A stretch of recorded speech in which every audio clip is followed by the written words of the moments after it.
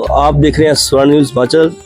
आज महाशिवरात्रि है और पूरे देश प्रदेश में इस महाशिवरात्रि पर हर मंदिर में जय भोलेनाथ के नारे गूंज रहे हैं। इस वक्त हम नूरपुर विधानसभा के सुलियाली पंचायत में हैं। सुलियाली पंचायत में यहाँ से सबसे मशहूर मंदिर दिव्यकेश्वर महादेव के नाम से यहाँ जाना जाता है। सैकड़ों की संख्या में, हजारों की संख्या में लोग यहाँ पे दर्शन करने आते हैं। इस वक्त हमारे साथ कुछ यहाँ पे स्थानीय लोग हैं, हम उनसे बात करेंगे कि वो मंदिर के बारे में, मंदिर का क्या इतिहास है और किस प्रकार की व्यवस्था रहती है। जी, आपका शुभ नाम? नरेश कुमार, धन्यवाद आपका। आप यहाँ आज हमारे पवित्र स्थान दिव्यकेश्वर महादेव में आए और यहाँ की स्थिति के बारे में पूरे भारतवर्ष को अवगत कराने हेतु आपका बहुत बहुत आभार, बहुत बहुत धन्यवाद।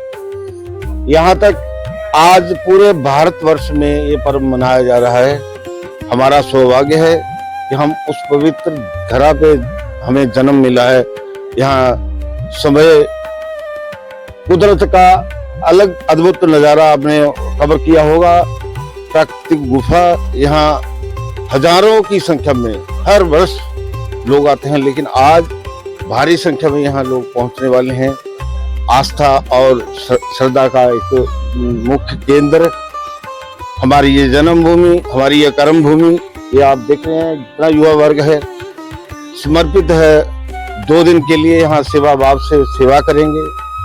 हर आए श्रद्धालु को, हर आए अतिथि की सेवा में ये तत्पर रहते हैं।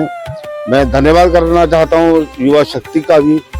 और यहाँ की जहाँ तक व्यवस्था का सवाल है तो यहाँ भगवान विराजमान है। जो उनका आदेश होता है, जो उनकी आज्ञा होती है, उसी के अनुकूल यहाँ काम होता है। और ये बहुत ही सफल, बड़े ही आनंदमय तरीके से ये उत्सव जो है वो संपन्न होता है। रही बात कि इसका इतिहास बहुत प्राचीन है। हमारे पूर्वज जिन्होंने इसे एक छोटे से भंडारे के रूप में आरंभ किया था। आज यहाँ की स्थिति देखी जाए तो ये जो परिसर पूरा बना है, ये यहाँ आए हुए श्रद्धालुओं का और यहाँ स्थानीय लोगों का योगदान से ही हुआ है। ये बहुत ही एक ईमानदारी से यहाँ कार्य होता है, समर्पित होकर कार्य करता है। हर गांव वासी यहाँ हमेशा यही सोचता है। और एक बड़ी पते की बात बता दूं कि भारत से या विदेश से कोई व्यक्ति यहाँ पर आता है, ये मैंने सुना है अपने कानों से कि नन्हा सा बच्चा आएगा, वो भी 1 दिन के लिए आएगा और 10 दिन के लिए रुकेगा। सिर्फ कारण है तो हमारा ये दिव्यकेश्वर महादेव मंदिर। यहाँ आकर वो समझो कि मंत्र मुग्ध हो जाता है, मन को शांति मिलती है। बहुत ही आनंदमय जीवन बिता रहे हैं। सिर्फ कृपा है तो बोले। शर्मा जी, मंदिर तो बहुत सारे हैं महादेव के, लेकिन यहाँ पे जो अंदर देखते हैं इसमें जो एक प्राकृतिक गुफा है, इसमें छोटे छोटे शिवलिंग बने हैं, जो झरना है वो इसकी खूबसूरती और बढ़ाता है। इसको लेकर क्या बोलोगे? ये कुदरत का एक है। जहाँ तक मैंने सुना है, प्राचीन एक कथा थी कि हमारे यहाँ जो पूर्वज आए थे या पहले अगर ये गांव बसा है तो उसका ये आधार है हमारा दिव्यकेश्वर महादेव मंदिर। यहाँ से वो ग्वालियर से यहाँ आए थे और रास्ते में पैदल चलते थे, पैदल रास्ते थे। और यहाँ आकर जब वो रुके तो रात्रि यहाँ विश्राम किया और स्वप्न में उनको ये कहा कि ये आपके लिए जगह जो है बहुत सुरक्षित है और मैं आपका निगहबान यहाँ रहूंगा।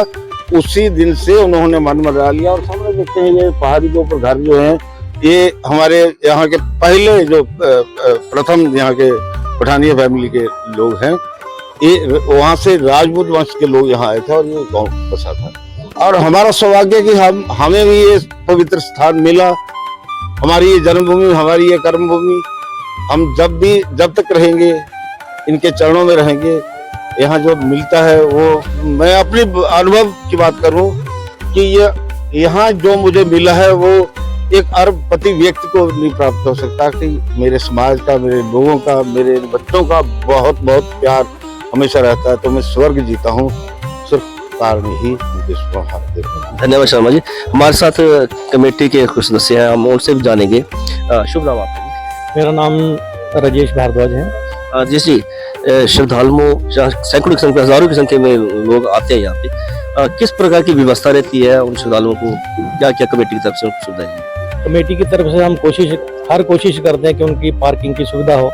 उसके लिए हमारे जो युवा हमारे यूथ है, हमारा जो हमारे साथ मेरे साथी गांव के जो खड़े हैं, इनको बोलने की ज़रूरत नहीं पड़ती कि ये काम करना है।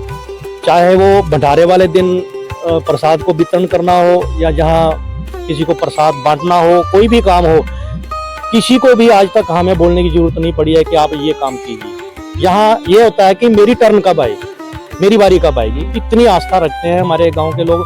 बाहर के छोटे जो हमारे साथ गांव लगते हैं वहाँ के लड़के भी आते हैं, बुजुर्ग लोग भी आते हैं, सभी यहाँ आते हैं, तो वो भी पूरा सहयोग करते हैं। ज़्यादा मैं धन्यवाद यही करूँगा अपने युवा साथियों का कि इनके बिना कोई भी कार्य मतलब यहाँ हम सफल नहीं हो सकते जब तक इनका साथ ना हो। ऋषि, आपको लगता है कि जिस प्रकार ये मंदिर है यहाँ, इसको थोड़ा सा पर्यटन की दृष्टि से भी और विकसित किया जा सकता है? जिस सरकार से आप जिस प्रकार की उम्मीद रखते हैं उसको लेकर भी? बिल्कुल, अगर सरकार इसमें सहयोग करे तो इसकी सुंदरता को हम और भी बढ़ा सकते हैं, अगर सरकारी हमें सहयोग मिले तो। लेकिन हमारी जहाँ यही रहती है कि जिसने देना है दिल से, कोई भी करना चाहता है तो उसका स्वागत है।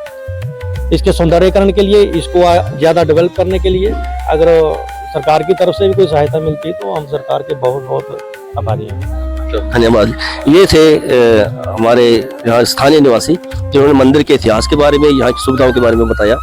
नूरपुर से स्वर्ण राणा, स्वर्ण न्यूज़ वाच के लिए धन्यवाद।